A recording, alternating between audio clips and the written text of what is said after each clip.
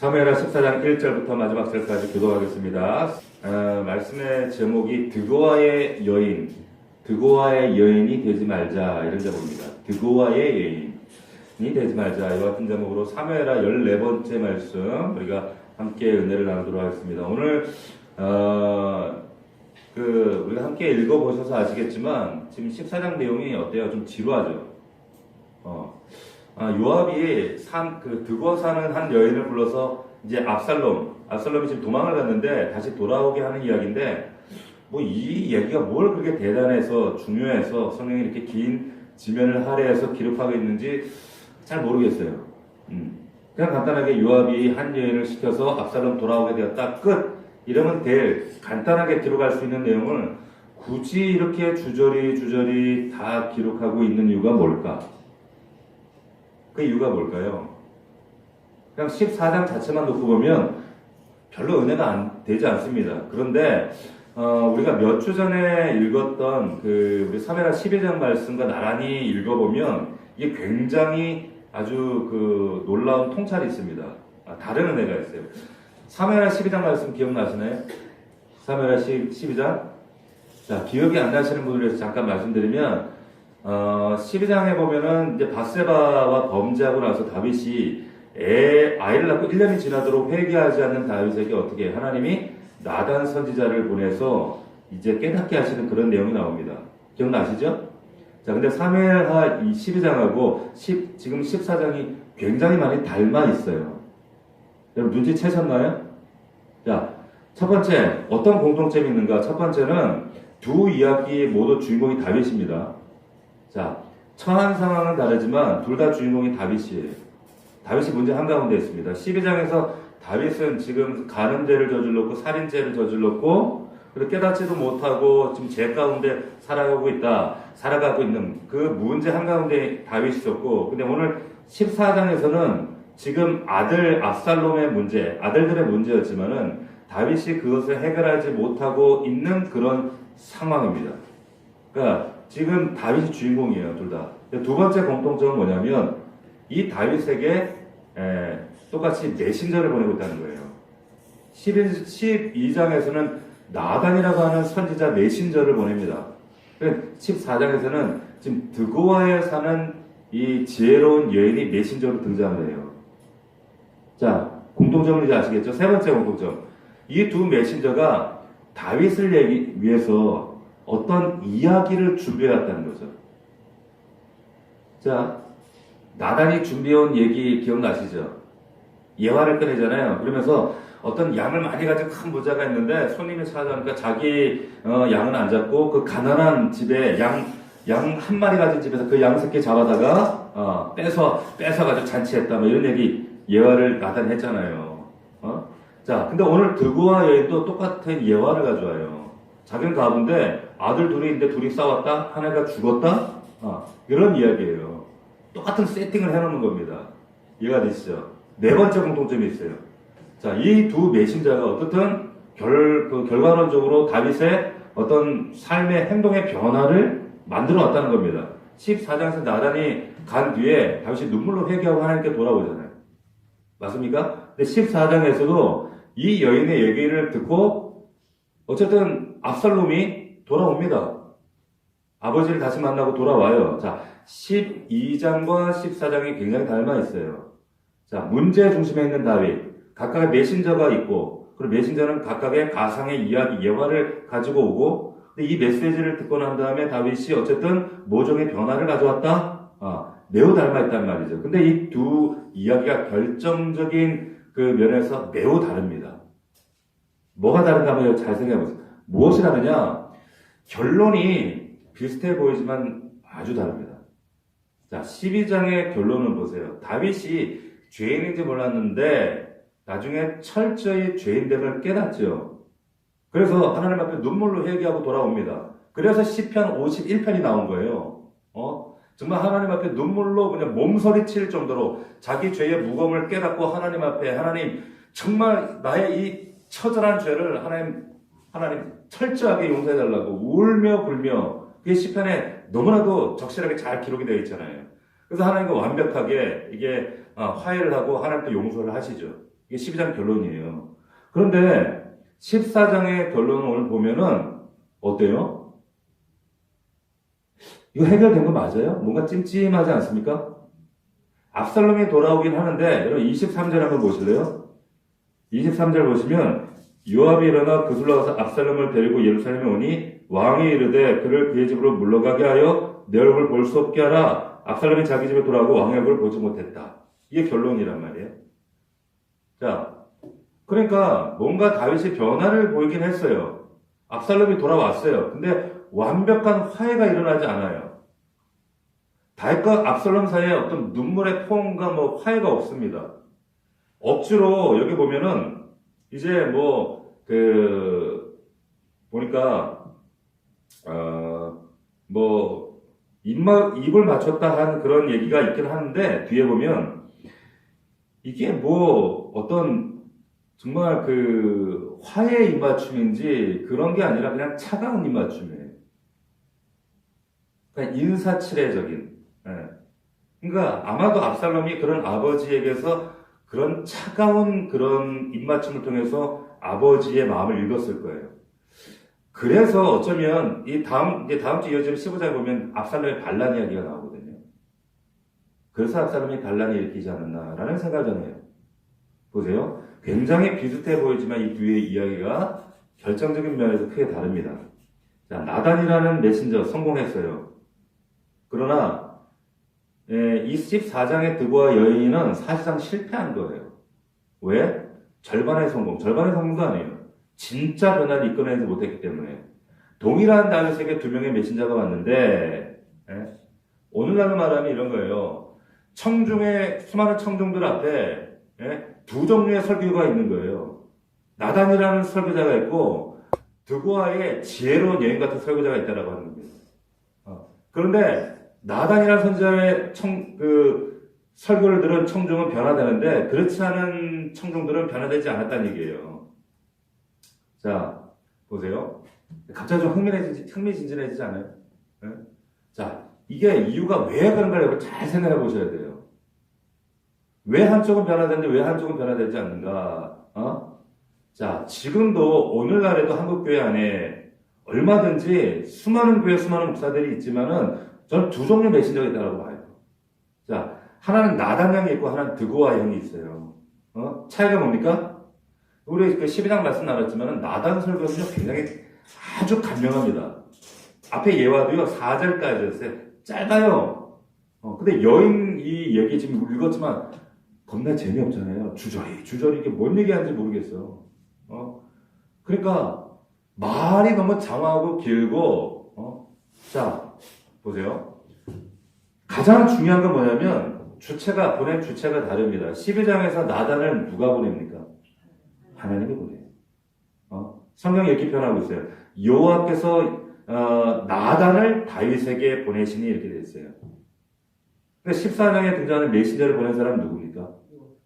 요압이에요. 사람 요압입니다. 요압이라는 사람이 메신저를 보냈다는 거 어마어마한 차이입니다. 12장에 보내진 이 나단 메신저는 하나님이 보낸 거고 14장에 이 여인은 사람이 보낸 메신저였어요. 두 번째 차이점. 이게 첫 번째하고 연결되는데 당연히 가져온 메시지가 다르겠죠. 어떻게 다릅니까? 하나님이 보낸 나단은 하나님의 메시지를 전하는 거예요. 하나님 보냈으니까. 그래서 이스라엘 하나님 여호와께서 이와 같이 이르시기를 나단이 가져온 메시지는 하나님이 전하라고 주신 메시지예요. 근데 이 요압 사람이 보낸 드고와 여인이 가져온 메시지는 뭐냐면 사람이 그 입에 넣어준 메시지라고 성경에 기록되어 있다면 3절 보십시오. 요압이 그의 입에 할 말을 넣어주었대요. 자, 나단은 하나님이 보낸 사람이고 하나님의 메시지를 들고 온 사람이지만 드고와 여인은 사람이 보낸 사람이고 사람의 메시지를 받아서 입에 넣어준 그 메시지를 들고 왔다는 거죠. 그러니까 당연히 결과가 달라지는 거예요. 저는 이 말씀 가지고 좀 한국 교회에 적용하고 싶은 거예요. 여러분 설교가 똑같은 설교지만은 왜 이렇게 극명 한국 교회에 지금 결과론적으로 교회 안에 여러 가지 폐단과 문제들이 생기니까 저는 이 차이라고 생각이 드는 거예요.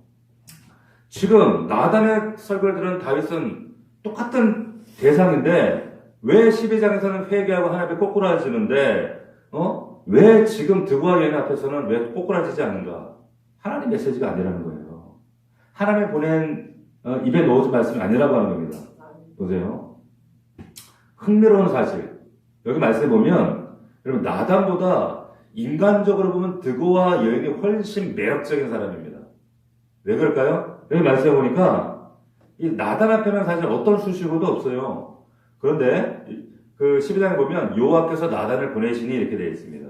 근데 흥미롭게도 득오와 여인은요, 수식어 하나가 붙어 있습니다. 뭐라고 붙어 있어요? 지혜로운 여인이라는 수식어가 붙었다는 거예요. 그러니까 이 득오와 여인을 세상 사람들이 볼 때도 소문이 나 있는 지혜로운 사람이었다는 거예요. 그랬기 때문에 구태여 득오까지 그 사람을 불러온 겁니다. 아시겠어요? 그러니까 오늘날로 말하면 스펙이 대단한 나단보다 훨씬 나았던 사람이라는 거예요. 놀라운 사실. 근데 누가 그를 변화시켰어요? 다윗을. 스펙 있는 이 여자보다 스펙 없는 나단이 변화시켰다는 거예요. 나단이라는 사람은 진짜 볼품 없어요. 내세울 아무것도 없어요. 스스로가 없어요. 단지 하나님이 세우셨고 하나님 주신 말씀을 그냥 전달한 것 뿐이에요. 그런데 사람이 변화되는 겁니다. 반면에 득오에는 소문난 사람이에요. 지혜로운 여자라고. 오죽하면 요압이 굳이 찾아가서 데려왔겠어요. 여러분 굉장히 중요한 말씀 드립니다. 말씀이 사람 변화시키는 거예요. 세상 지혜나 지혜로운 사람이 변화시키는 게 아닙니다. 세 번째, 이 메신저 차이가 있어요. 잘 보세요. 청중을 대하는 태도가 달라요. 다윗에게 나단이 이렇게 설교를 마치죠. 당신이 바로 그 사람이라고. 네가 바로 그 놈이라고. 그러니까 나단이라는 설교자는요, 청중의 눈치 안 봅니다. 상대가 왕이라도 해도 아합은 아첨하지 않아요. 죄를 직면하게 만들어버린단 말이에요. 이게 설교예요. 그런데 득오와 여인 보세요. 어마어마하게 다윗 눈치 보죠. 12절 보니까 뭐 청하건대, 뭐 여쭙건대, 말하게 하옵소서 막 이런단 말이죠. 나단하고 얼마나 다른지 아시겠어요? 나단은 정확하게 표적을 개정해서 하나님 말씀을, 하나님 말씀으로 칼로 그를 찌르는데, 말씀의 칼로 찌르는데, 이게 메시지죠. 그죠? 근데 여인의 말은 메시지가 아니에요. 절대로 왕의 마음, 신기를 건드리면 안 되니까, 막 주저리 하면서 한 말씀 올려도 되겠습니까? 이러고 있는 거예요. 죄를 죄라고 적시하지 않아요. 메시지가 아니라 이렇게 사람 비유를 맞춘 거 이거 뭐라 그래요? 메시지가 이거 마사지라고 하는 거예요, 마사지. 한국 교회 메시지가 아니라 마사지가 많아요. 오죽하면은, 여러분 우스갯 말이지만, 용인 분당에는, 메시지가 아니라 마사지를 전해야 교회가 붕대다 이런 말이에요. 왜? 나단 같은 이런 설교하면 사람들이 듣기 싫어하니까 안 보인다는 거예요. 참 통탄할 일 아닙니까? 네 번째, 할 수 있는 이야기가 달라요. 보세요. 나단이 영적 이야기를 했어요. 3회나 12장 14절에 이런 말씀이 있어요. 이 일로 말미암아, 다윗이 한 얘기입니다. 이 일로 말미암아 여호와의 원수가 사탄입니다. 크게 비방할 거리를 얻게 되었다 이런 얘기를 합니다. 바세바 사건인데 무슨 사탄 얘기를 하는 거예요, 갑자기. 그러니까 다윗의 죄를 적시하면서 지금 여호와의 원수 사탄 이야기를 하는 거예요. 영적 존재에 대해서 얘기를 한다는 거예요. 더 정확하게 말하면 다윗의 범죄가 가져오게 될 영적 파장이 이런 것이다. 후폭풍, 영적 세계에 대한 이야기를 하고 있는 거예요. 이해가 가세요? 나단이 왜 이런 얘기를 할 수 있습니까? 영적 세계를 알기 때문에. 영적 세계를 알기 때문에 지금 눈에 보이는 바세바 사건은 눈에 보이는 현상인데 이면에 나타난 영적 세계의 어떤 비밀을 알고 있기 때문에 그 얘기를 하고 있는 거예요. 근데 득오와 여인, 이 지혜로운 여인을 보세요. 그런 얘기 이만큼도 없어요. 없습니다. 차이를 아시겠어요, 이제? 정리해 볼게요. 나단형 설교자와 득오와형 설교자가 있어요. 어마어마한 차이가 있습니다. 한 사람은 하나님이 보냈고 한 사람은 사람이 보내는 거예요. 한 사람은 말씀을 가져왔고 한 사람은 지혜로운 말을 가져왔어요. 한 사람은 말씀을 죄를 직면하게 하고 한 사람은 두루뭉실하게 메시지가 아니라 마사지 해주고 있는 거예요. 저는 제일 교회 안에서 제가 안타까운 게 뭐냐면 어떤 성도가 문제가 있을 때 권사님들이 주로 이래. 게다가 막 칼국수 사다 먹이고 찜질방 데려가고 마사지 해주는 거야. 이거는 그게 아니라 너 그러면 안 돼. 회개하여 같이 금식하자. 내가 하루 금식해줄게. 이런 분이 있어야 되는데 이 권사님들이 맨날 칼국수 사주고 뭐 스파게티 사주고 우리 교회가 아니라 옛날에. 그러니까 그 영혼이 어떻게 하나님 앞에 메시지 앞에 서겠어요. 맨날 마사지. 그러니까 그런 마사지가 시원찮으면 또 이 교회는 마사지가 시원찮네 다른 교회 가버립니다. 실제로 여러분 마사지 해주지 말고 성도들에게 메시지를 주세요. 할렐루야. 아시겠어요? 하나님께서 보내시고 하나님께서 말씀 들려주시고 말씀으로 청중을 찌르고 영적 세계를 들려줄 수 있는 저도 그런 목사가 될 수 있도록 기도해 주시길 원합니다. 네? 자, 맞아. 그럼 또 속으로 맞아 목사가 잘해야 돼. 또 그런 생각하지 마시고 청중들 여러분들이 듣는 자들이 잘 들어야 된다는 거예요. 그래서 여러분들이 정말 내 귀가 나단의 설교를 듣기 원하는가 아니면 드고아의 얘기를 듣기 원하는가? 죄송해요. 요즘 한국교회 성도들은요 다 드고아의 설교, 철학적이고 문학적이고 인문학적이고 뭔가 좀 고상하고 있는 것 같은 그런 얘기들 듣고 싶어 한다니까요. 불편한 얘기하면 저 목사님 참 못 배운 사람 같아 이러면서 뭔가 좀 인문학적인 얘기를 해주고 뭔가 좀 세상적인 어떤 지혜를 얘기해주고 이러면 굉장히 그런 얘기를 또 삼아하고 마사지 받기 원한다는 거예요. 한국교회 사실은 의외로 드고아가 인기가 많아요. 자, 보십시오. 사무엘하에 보면 여러분 제가 말씀을 읽는 가운데 제가 깨닫게 된 그 사실이 있는데 뭐냐면 아주 지혜로운 사람이 세 모습이 이게 언급이 됩니다. 처음에 보면은 제일 먼저 그 암논에게 간교한 조언을 했던 누굽니까 그 사람이? 요나답이 있었죠. 요나답이. 그죠? 요나답이라는 사람 간교했어요. 뱀처럼 지혜롭다 그랬어요. 그러니까 이건 사탄적인 지혜예요. 다른 사람 공격에 빠뜨리기 때문에. 또 한 명의 지혜로운 사람 등장하는데 오늘 본문에 보면 이 지혜로운 여인 드고아의 여인이라는 거예요. 세상적인 지혜로 탁월했어요. 근데 또 한 명의 지혜자가 등장하는데 그럼 20절을 한번 보세요. 20절을 보면 이렇게 되어 있어요. 이는 왕의 종 요압이 이 일의 형편을 바꾸려 하여 이렇게 함이니이다. 내 주 왕의 지혜는 하나님의 사자의 지혜와 같아서 땅에 있는 일을 다 아시나이다 아니라 이게 하나님의 사자의 지혜라는 말이잖아요. 보세요. 이건 사실 이거 아첨하는 말이지만요. 중요한 것은 하나님의 사자의 지혜라는 표현이 등장한다는 거예요. 세 가지 유형의 지혜가 있다는 겁니다. 어떤 분과 얘기하면 굉장히 똑똑한 분이 있어요. 아는 게 많아요. 그런데 몇몇을 들여다보면 지혜롭지를 못해요. 하나님의 지혜와 세상 사는 어떤 서세의 지혜는 다릅니다. 여러분들에게 하나님의 이 지혜가 넘치기를 축원합니다. 자, 요나답의 사탄적 지혜, 드고아 여인의 지혜, 사단의 하나님 사자의 지혜. 여러분 보세요. 솔로몬에게 하나님이 이 하나님 사자의 지혜를 줬더니 어떤 일이 생기냐면 열왕기상에 보니까 이런 말씀이 있어요. 4장 29절에 하나님이 솔로몬에게 지혜와 총명을 많이 주시고 넓은 마음을 주시되 바닷가에 모래같이 하시니 하나님이 이런 지혜를 주시니까 어떤 일이 이루어지는가? 거기 보니까 솔로몬의 지혜가 동쪽 사람의 지혜와 애굽의 모든 지혜보다 뛰어난지라 그랬습니다. 할렐루야. 저는 우리 교회 이 자리에 있는 여러분들이 이러한 지혜가 임하기를 원해요. 아멘? 이건 하나님만 주실 수 있는 지혜입니다. 하나님이 다니엘에게 지혜 주니까 어떤 일이 있었는 줄 아세요? 다니엘서 5장 12절에 보니까 다니엘은 마음이 민첩하고요. 그리고 지식과 총명이 있어 능히 꿈을 해석하며 은밀한 일을 밝히며 의문을 풀 수 있었대요. 이게 의문을 풀 수 있었다는 말이 뭐냐면 solve the difficult problem.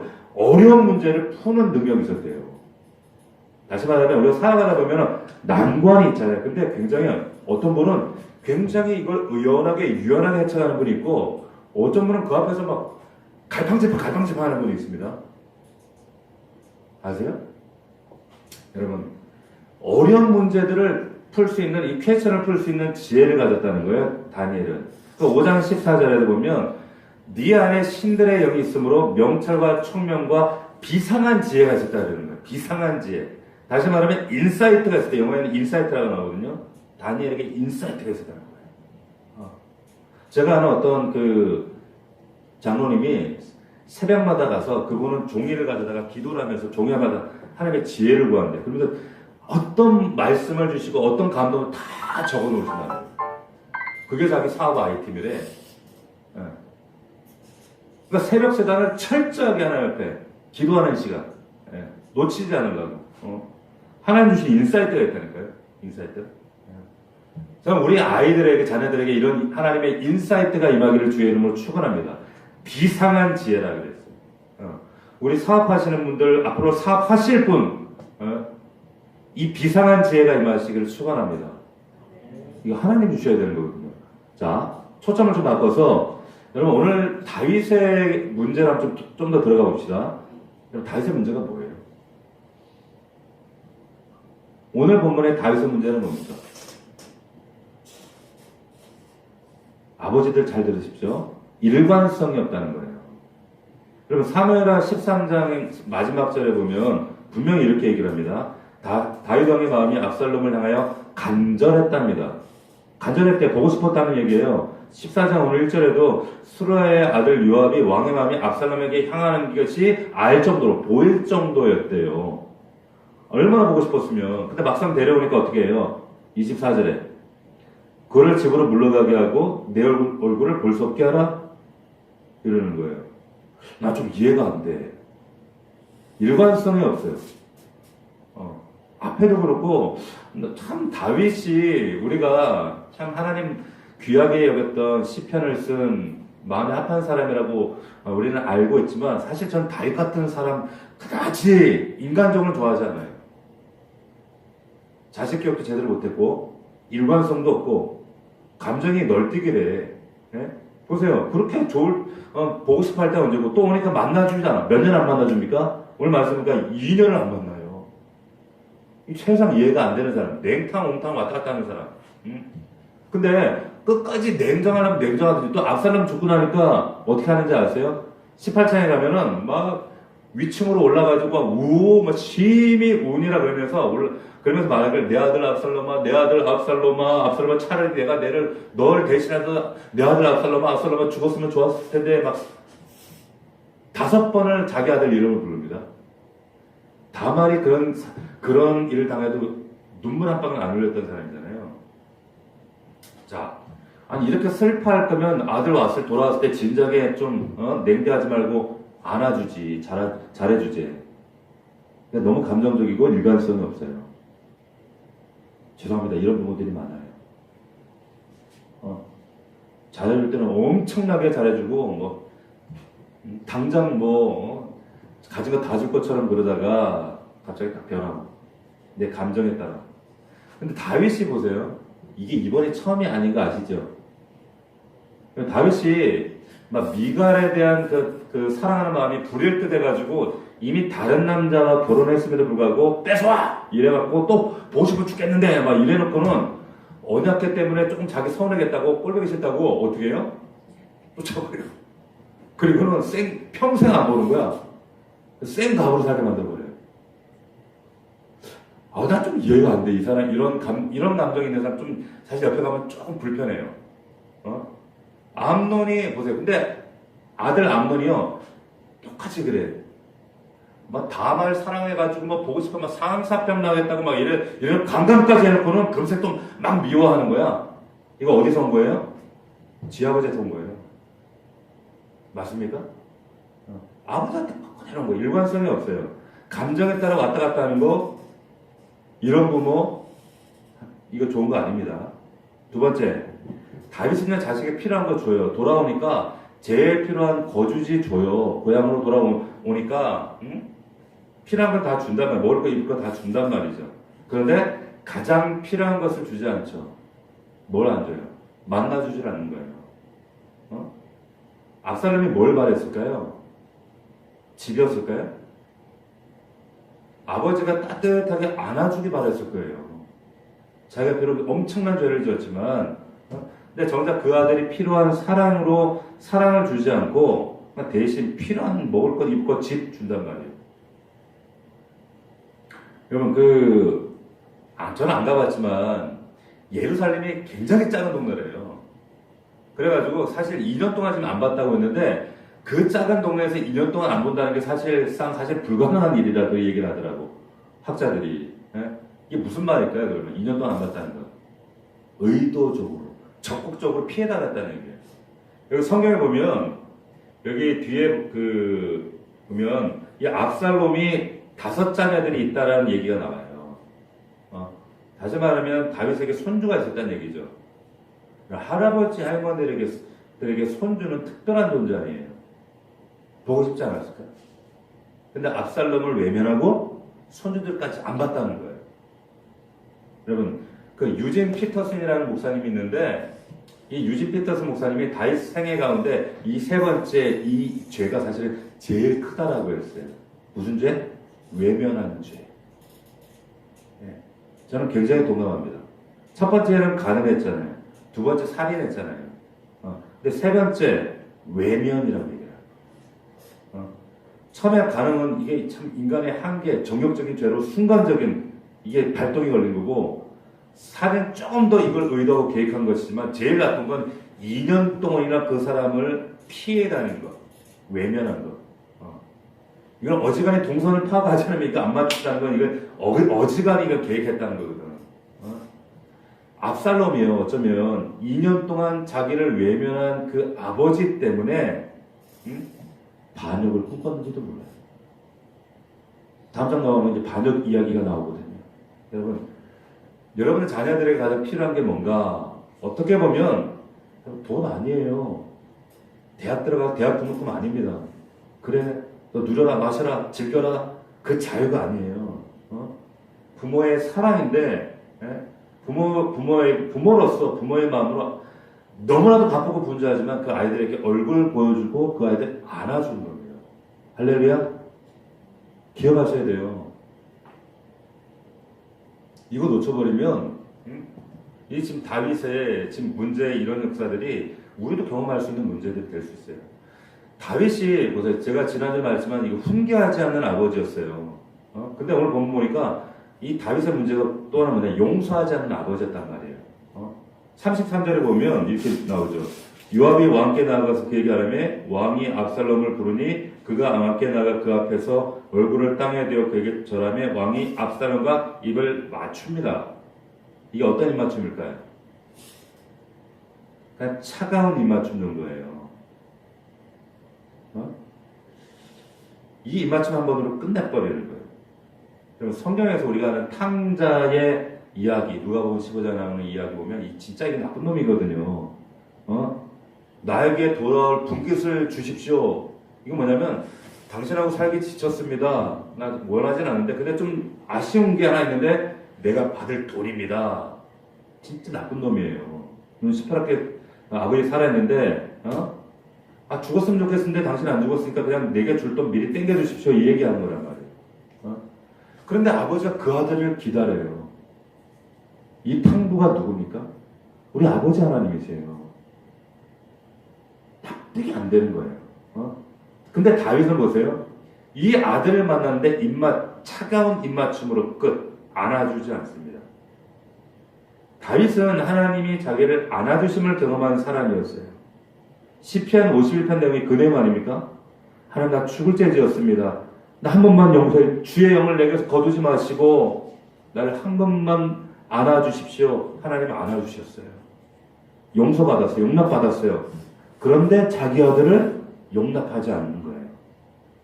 만약에 다윗이 그 압살롬을 안아주면서 하나님은 자신을 용서해 주셨던 것처럼 용납해 주셨던 것처럼 그 압살롬을 용납했다면 뒤에 15장부터 이야기가 달라졌을 거예요.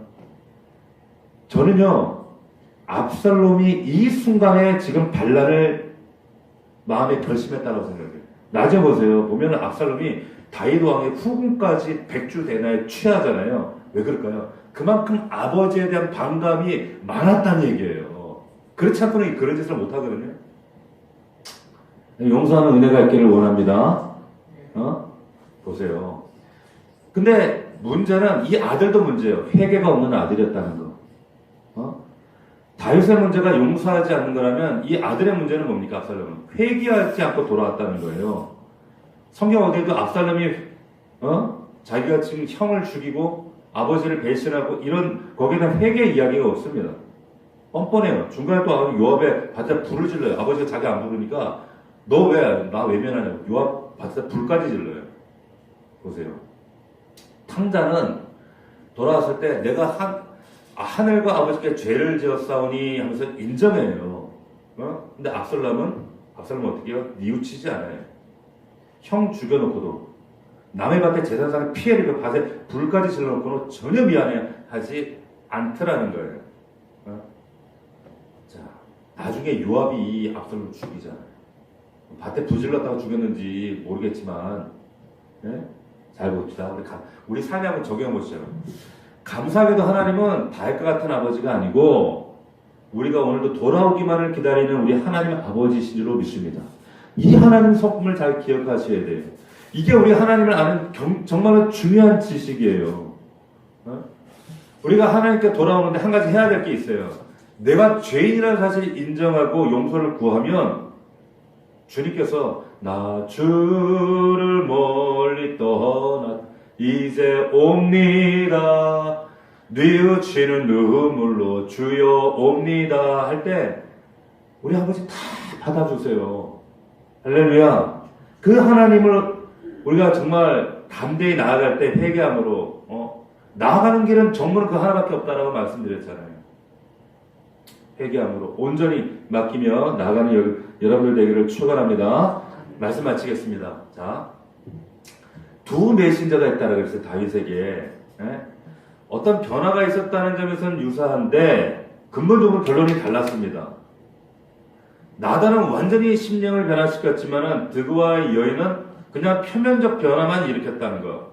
달라요. 뭘 달랐기 때문에? 나단은 하나님이 보냈기 때문에, 하나님 말씀이었기 때문에 변한 것이고, 드그와에는 사람만 했기 때문이에요. 사람만 했기 때문에. 예? 나단은 하나님 말씀으로 그 메시지가 사람을 찔렀지만은 드그와연의 말은 메시지가 아니에요. 그 마사지지. 여러분, 나단은 영적 세계를 알려줬어요. 지금 사단이 지금 이 영적 세계에 이런 일들이 일어나고 있다고. 나단은 영적 세계에 밝았어요. 그런데 이 여인은 무지예요. 그냥 표면적인 얘기만 하는 거예요. 저 우리 교회 이 자리에 특별히 여러분들이 우리 교회 중직자들이잖아요. 여러분들에게 정말 하나님의 사자의 지혜가 임할 수 있기를 주의 이름으로 축원합니다. 지혜가 있어야 돼. 하나님의 지혜를 구하셔야 돼. 예? 사단적인 지혜가 아닙니다. 이 드고아연의 지혜가 아니라 하늘의 지혜가 이 밤에 임하기를 주의 이름으로 축원합니다. 용서하지 않는 다윗도 문제였지만 회개하지 않는 압살롬, 사실 이것도 큰 문제였습니다. 깨닫는 밤 되기를 주의 이름으로 축원합니다. 여러분 다시 한번 당부드리지만 여러분 다윗이 영적으로 보면 하나님과의 대신 관계는 성공했는지 모르지만 특별히 사람과의 관계, 자식 관계에서는 정말 실패한 사람입니다. 여러분 정말 자식을 위해서 몸부림치셔야 됩니다. 기도하셔야 돼요. 저는 막 애가 달아요. 저도 아버지로서, 육신의 아버지로서 지금 남매를 키우고 있지만 이 아이들, 그리고 우리 교회 아이들, 정말 하나님 이 아이들, 우리 넘치는 교회에 소속돼서 하나님의 말씀 먹고 자란 이 아이들이 마지막 때 하나님 나 얘들 모르는데 이러시면 어떡할까 너무너무 걱정스러워요. 왜냐하면 과거 노아 세대보다, 과거 소돔 고모라 세대보다 성경 역사 속 가장 패했던 그 어떤 시대보다 지금이 말씀으로 살아내기가 너무나도 고통스러운 시대예요. 여러분 그 사실 아시고 여러분들이 깨어서 기도하는 정말 영성 있는 지혜로운 우리 부모 될 수 있기를 주의 이름으로 축원합니다.